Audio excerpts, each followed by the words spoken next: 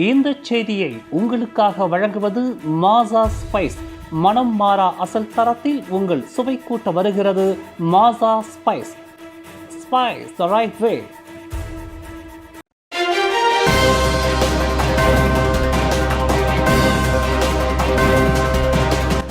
வணக்கம். திசைகளின் 10 மணி செய்திகள். ஜொகூர் தேர்தலில் தேசிய முன்னணி மகத்தான வெற்றி, 3-2 பெரும்பான்மையில் ஆட்சியை அமைத்தது. ஜொகூர் மாநில தேர்தலில் தேசிய முன்னணி மகத்தான வெற்றி பெற்று மாநில ஆட்சியை தற்காத்துக் கொண்டது. 56 சட்டமன்ற தொகுதிகளில் 40 இடங்களுக்கும் அதிகமான தொகுதிகளை கைப்பற்றி 3-2 பெரும்பான்மையில் ஆட்சியை அமைத்தது. இன்று நடைபெற்ற தேர்தலில் தேசிய முன்னணிக்கு கடும் போட்டியை கொடுக்கலாம் என்று எதிர்பார்க்கப்பட்ட பக்காத்தான் ஹராப்பான், பெரிகாத்தான் நேஷனல், மூடா மற்றும் வாரிசான் கட்சிகள் எதிர்பார்த்த தொகுதிகளை கைப்பற்ற இயலவில்லை. கடந்த பொது தேர்தலில் ஜாஸ்தியக்கா கைப்பற்றிய பல தொகுதிகளை இம்முறை மாசிசாவிடம் பறிகொடுத்தது. பெரிகாத்தான் நேஷனல் தலைவர் தான்ஸ்ரீ மொஹிதீன் யாசினின் கம்பீர் தொகுதியை தேசிய முன்னணி கைப்பற்றியது. வாக்காளர் பதிவு 65 விழுக்காட்டிற்கும் குறைவாக இருந்த போதிலும் இத்தேர்தலில் எங்கும் தேசிய முன்னணி அலை வீசியுள்ளது. ஜொகூர் மாநில தலைவர் டத்துஸ்ரீ ஹஸ்னி முகமட் மாநில மந்திரி பசாராக மீண்டும் நியமிக்கப்படுவதற்கு பரிந்துரை செய்யப்பட்டுள்ளார். ஜொகூர் மாநில மாயிகா தலைவர் டத்தோ வித்யானந்தன் 4000 வாக்குகள் பெரும்பான்மையில் வெற்றி பெற்றுள்ளார். ஜொகூர் மாநில தேர்தலில் சில தொகுதிகளில் வாக்களிப்பு மையங்கள் பிற்பகல் 2 மணிக்கு மூடப்பட்டது குறித்து வாக்காளர்கள் பலர் அதிருப்தி தெரிவித்துள்ளனர்.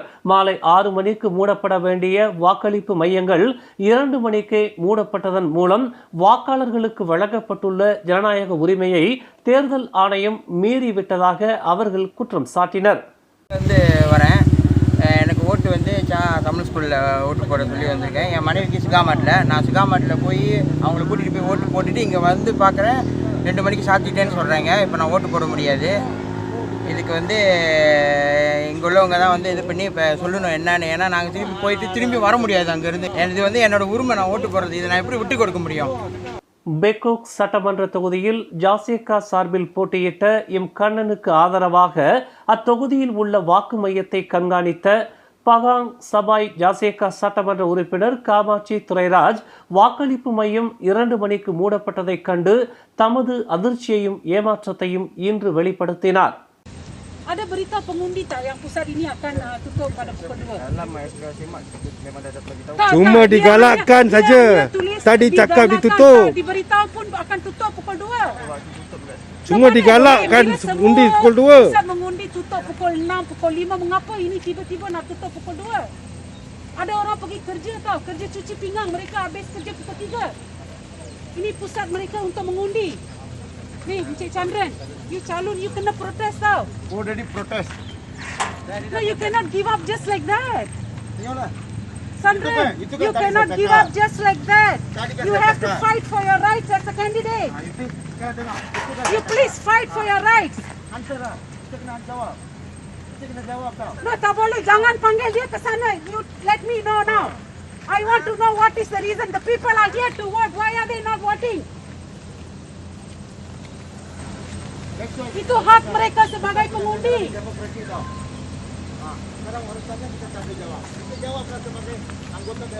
No, we want to know the reason.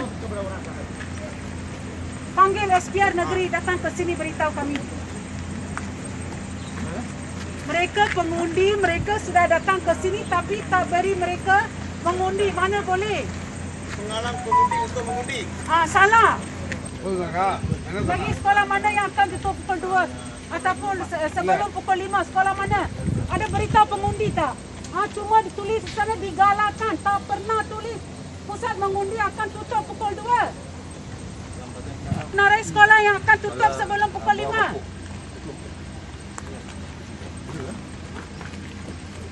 No, ada orang kerja sampai pukul 3 petang. Mereka cuci pinggan, mereka tak tahu. Mereka tak ada telefon untuk tengok. Bagaimana dengan hak mereka sebagai pengundi? Cuma pembohong lah semua ni. Mau tipu? Mau tipu undi lah semua ni. Chandran, you have to fight. I am with you for this. until you get all the people to vote.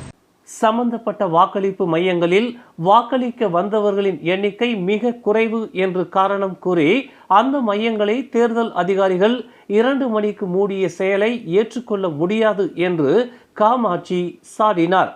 மக்கள் பணத்தை கொண்டு நடத்தப்படும் தேர்தலில் ஒவ்வொரு வாக்காளரின் அடிப்படை ஜனநாயக உரிமை நிலைநிறுத்தப்படுவதை தேர்தல் ஆணையம் உறுதி செய்ய வேண்டும். அதை விடுத்து 6 மணிக்கு மூடப்பட வேண்டிய வாக்களிப்பு மையத்தை 2 மணிக்கு மூடுவதற்கு யார் அவர்களுக்கு அதிகாரம் வழங்கியது என்று காமாட்சி கேள்வி எழுப்பினார். நான் சொன்னேன், அட்லீஸ்ட் இங்க வந்திருக்கிறவங்கன்னாச்சும் நீங்க உள்ள விடுங்க. இப்ப 2 மணி, இப்ப அவங்களும் 2 மணிக்கு தான் இங்க இருக்காங்க. அப்ப இங்க வந்து 196 ஓட்டு மொத்தம், 169 ஓட்டு மொத்தம். அப்ப அதுல பாதி கூட வரல. ஒரு 70-80 பேர் தான் வந்திருக்காங்க. மீதி பேரெல்லாம் எஸ்டேட்ல 84 பேர் மொத்தம் வந்திருக்காங்க. மீதி பேரெல்லாம் எஸ்டேட்ல வேலை செய்யறாங்க. அவங்களுக்கு வேலை முடியறதே 2 மணிக்கு தான்.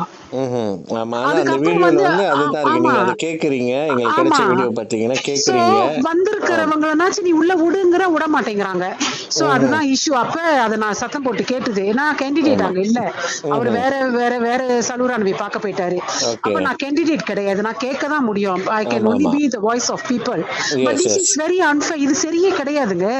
ஏன்னா தேர்தல் வந்து மக்கள் பணத்தை உபயோகப்படுத்தி தேர்தல் நடத்துறாங்க. அவங்களுக்கு வேணுன்ற சட்டமன்ற உறுப்பினரை தேர்ந்தெடுக்கிறதுக்கு அவங்களுக்கான ஒரு அரசாங்கத்தை, மாநில அரசாங்கத்தை தேர்ந்தெடுக்க. அப்படி அங்க ஒருத்தனுக்கு கூட அவனோட உரிமை மறுக்கப்படக்கூடாது. ஆனா இங்க 80 பேருக்கு மறுக்கப்பட்டிருக்கு ஒரே ஒரு சலுரா இல்ல. which is not right at all. இது எப்படி விட முடியும்? இது ஒரு சரியா தான் நான் பாக்குறேன். சரிங்களா? நீ வந்து நேத்து சொல்லிருக்கலாம். நேத்து 2 மணிக்கு எத்தனை பேருக்கு சொன்ன?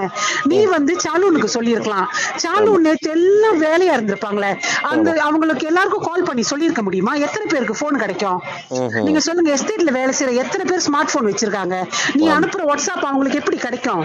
இப்ப அவங்க என்ன சொல்றாங்கன்னா, வெள்ளனே இன்ஃபார்ம் பண்ணிட்டேன்னு சொல்றாங்களா? வெள்ளனே எப்ப இன்ஃபார்ம் பண்ணாங்க? இன்னைக்கு காலையில இன்ஃபார்ம் பண்ணிருக்காங்க. ஒரு எஸ்பிஆரோட வாட்ஸ்அப் ஒண்ணு பாக்குறோம். அதுல வந்து மசமங்குண்டின்னு போட்டு மசமங்குண்டி மசடி கலாக்கான் வந்து 12 மணி போட்டிருக்காங்க. டி கலாக்கான்னா என்ன? உங்களுக்கு இந்த டைம்ல வந்து ஓட்டு போடுங்கன்ற அந்த இதை நாங்க கொடுக்கறோம் அப்படின்னு. ஆனா நீ மாச துத்தப் சலூரன் புகழ் டூன்னு போட்டிருக்கணுமா இல்லையா? போடல. எத்தனை எஸ்டேட் தமிழ் உங்களுக்கு வயசானவங்களுக்கு மலாயில நீ அனுப்புனது அந்த கட்டத்துல படிக்க முடியும். வாசல்ல வந்து நிக்கிறவங்களை ஏன் ஓட்டு போட விடல? 2 மணிக்கு நீ அடைக்கிற, 2 மணிக்கு ஆளு வந்துட்டாங்க. அதோட நாங்க ஒரு 3 மணி வரைக்கும் இருந்தோம். அப்பயே ஒரு 15 பேர் அங்க இருந்தாங்க. அதுக்கப்புறம் 5 மணிக்கு நினைச்சு மலாக்கால இருந்து ஒரு 4 பேர் வந்தாங்க. ஒரு 20-30 பேருக்கு வந்து வாக்கு, இன்னைக்கு வந்து 80 பேருக்கு அவங்களோட வாக்குரிமை வந்து மறுக்கப்பட்டிருக்கு. என்ன தேர்தல் இது? நீங்க சொல்லுங்க, என்ன தேர்தல் இது? இன்று வேலை நாள் என்பதால் பலர் காலையில் வேலைக்கு சென்றுவிட்டு பிற்பகலில் வாக்களிக்க வந்தபோது வாக்களிப்பு மையங்கள் மூடப்பட்டிருப்பதைக் கண்டு அதிர்ச்சி அடைந்ததாக காமாட்சி மேலும் கூறினார். பிடிஎம், லாடாங் கெம்பாஸ், லாடாங் கெத்தா, எல்ட்ரெட் பெக்குக் மற்றும் கம்போங் ஜாவா சா ஆகியவை 2 மணிக்கு மூடப்பட்டுள்ள வேளையில் பிடிஎம் சா திமோர் வாக்களிப்பு மையம் மாலை 4 மணிக்கு மூடப்பட்டுள்ளதாகவும் காமாட்சி சுட்டிக்காட்டினார். எனினும் தேர்தல் ஆணையத்தின் இந்த தன்முப்பான நடவடிக்கை ஜனநாயக உரிமைக்கு ஆணி அடிக்கும் செயலாகும் என்று காமாட்சி தமது அதிருப்தியை வெளிப்படுத்தினார். மாயன் திரைப்படத்தின் ஆடியோ மற்றும் ட்ரெய்லர் வெளியீடு நாளை மார்ச் 13ஆம் தேதி ஞாயிற்றுக்கிழமை காலை 7:45 மணிக்கு சென்னை டி நகர் கிருஷ்ணவேணி திரையரங்கில் நடைபெற உள்ளது.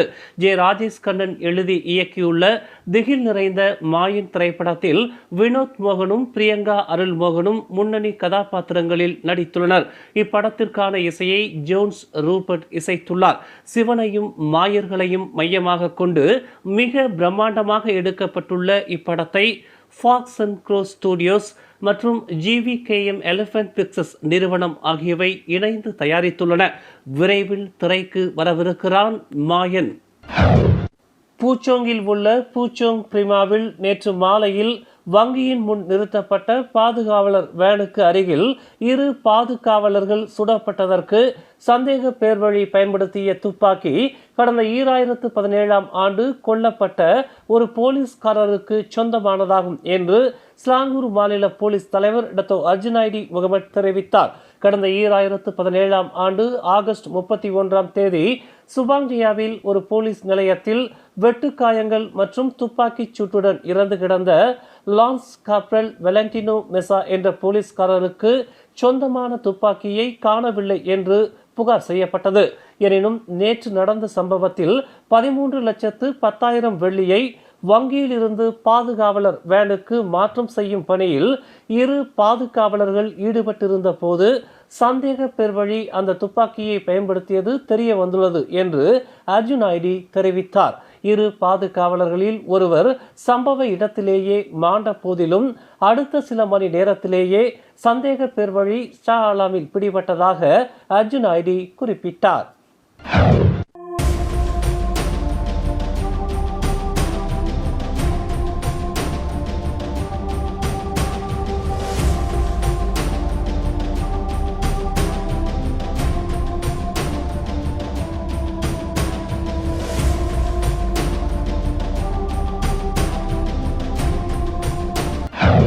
கோலாலம்பூர் ஜலான் கூச்சிங்கில் சாலையோர மரங்களை வெட்டும் பணியில் ஈடுபட்டிருந்த கோலாலம்பூர் மாநகர் மன்ற துணை குத்தகை பணியாளர் ஒருவர் குடிபோதையில் ஆடவர் செலுத்திய வாகனத்தினால் மோதப்பட்டு சம்பவ இடத்திலேயே மாண்டார். இச்சம்பவம் இன்று அதிகாலை 3:15 மணி அளவில் கெப்போங் சாலை வட்டம் அருகில் நிகழ்ந்தது. சாலையில் நிறுத்தி வைக்கப்பட்டிருந்த கோனையும் லோரியையும் மோதிய 24 வயது நபர் பின்னர் மரங்களை வெட்டி கொண்டிருந்த 74 வயது நபரை மோதி தள்ளியதாக கோலாலம்பூர் போக்குவரத்து போலீஸ் தலைவர் சரிஃபுடீன் முகமது சலே தெரிவித்தார். சம்பந்தப்பட்ட வாகனம் ஓட்டி தப்பிக்க முயற்சித்த போது அவர் பொதுமக்களால் வளைத்து பிடிக்கப்பட்டதாகவும் அவர் கூறினார்.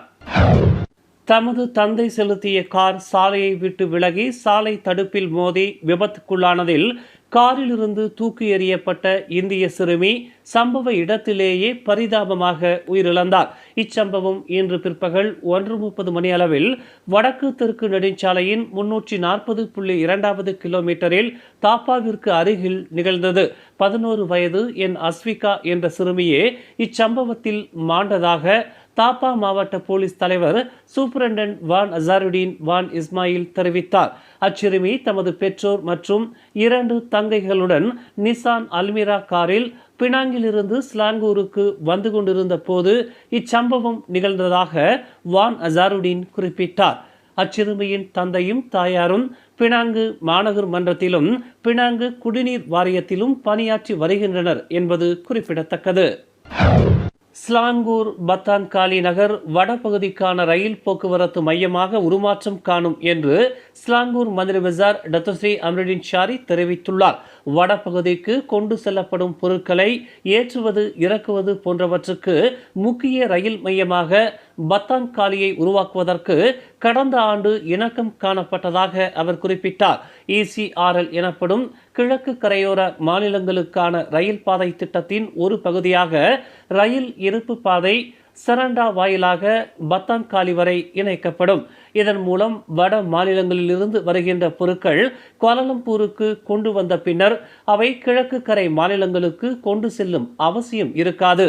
மாறாக பத்தான்காலியிலிருந்து பொருட்களை ரயில் மூலம் கிழக்கு கரை மாநிலங்களுக்கு கொண்டு செல்ல முடியும் என்று அம்ருதீன் ஷாரி விளக்கினார்.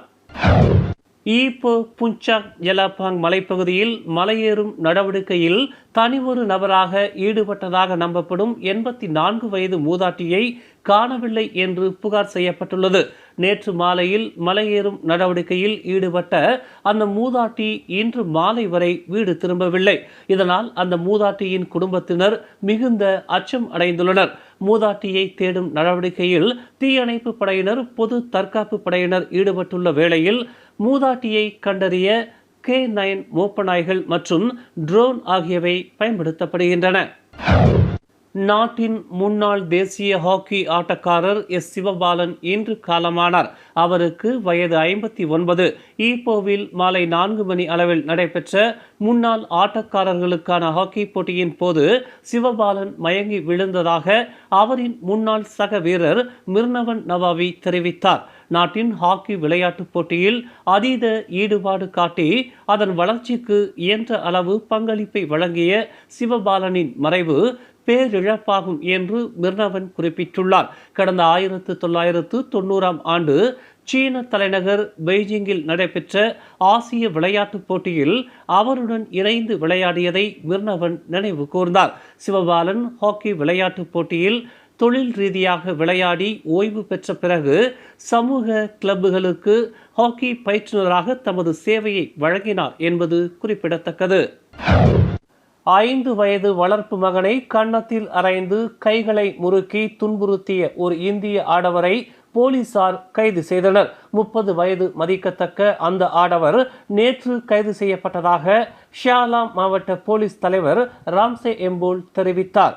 ஷியாலாம் செக்ஷன் 25 ஸ்ரீமுடாவைச் சேர்ந்த அந்த சிறுவனின் 25 வயதுடைய தாயார் செய்து கொண்ட போலீஸ் புகாரை தொடர்ந்து ஒரு லோரி ஓட்டுநரான அந்த ஆடவர் கைது செய்யப்பட்டதாக அவர் குறிப்பிட்டார். சிறுவனின் தாயாருக்கும் அந்த ஆடவருக்கும் 1 மாதத்திற்கு முன்புதான் திருமணம் நடைபெற்றதாக கூறப்படுகிறது. ஜொகூர் தேர்தலை ஒட்டி இன்று காலையில் வாக்களிப்பதற்கு வந்த முதியவர் ஒருவர் மயங்கி விழுந்து மரணமுற்றார். இச்சம்பவம் மூவார் பாரிட் உனாஸில் சான்சாய் சீன பள்ளியில் நிகழ்ந்தது. 78 வயதுடைய அந்த முதியவரை சோதனை செய்த மருத்துவ அதிகாரிகள் அவர் இறந்து விட்டதை உறுதி செய்ததாக மூவார் மாவட்ட போலீஸ் தலைவர் உதவி கமிஷனர் ஷஹருடீன் ரசீப் தெரிவித்தார். முதியவரின் இறப்பை போலீசார் திடீர் மரணம் என்று வகைப்படுத்தி இருப்பதாக அவர் குறிப்பிட்டார். வரும் ஏப்ரல் 1ஆம் தேதியிலிருந்து மலேசியாவின் எல்லைகள் திறக்கப்படுவதை தொடர்ந்து மலேசியா தாய்லாந்து எல்லை பகுதியில் பாதுகாப்பு வலுப்படுத்தப்பட்டு வருகிறது. இரு நாடுகளில் எல்லை பாதுகாப்பை வலுப்படுத்துவதற்கு பிரதான இடமான கிளந்தானில் கிட்டத்தட்ட 500க்கும் மேற்பட்ட போலீஸ்காரர்கள் பணிக்கு அமர்த்தப்பட்டுள்ளதாக கிளந்தான் மாநில போலீஸ் துணைத் தலைவர் முகமது ஜாக்கி ஹாரூன் தெரிவித்துள்ளார். எல்லை நடுகிலும் சட்டவிரோத ஊடுருவல் தளம் என்று வகைப்படுத்தப்பட்டுள்ள 92 இடங்களில் போலீஸ்காரர்களின் எண்ணிக்கை அதிகரிக்கப்படும் என்று முகமது ஜாக்கி குறிப்பிட்டுள்ளார். இந்த செய்தியை உங்களுக்காக வழங்கியது மாசா ஸ்பைஸ். மனம் மாறா அசல் தரத்தில் உங்கள் சுவை கூட்ட வருகிறது Maasa spice. Maasa spice, spice the right way. மேலும் செய்திகளை தெரிந்து கொள்ள கீழே இருக்கும் பெல் பட்டனை அழுத்துங்கள். உங்கள் மகிழ்ச்சியை வெளிப்படுத்த லைக் மற்றும் ஷேர் செய்யுங்கள். தொடர்ந்து திசைகளோடு இணைந்திருக்க சப்ஸ்கிரைப் செய்யுங்கள்.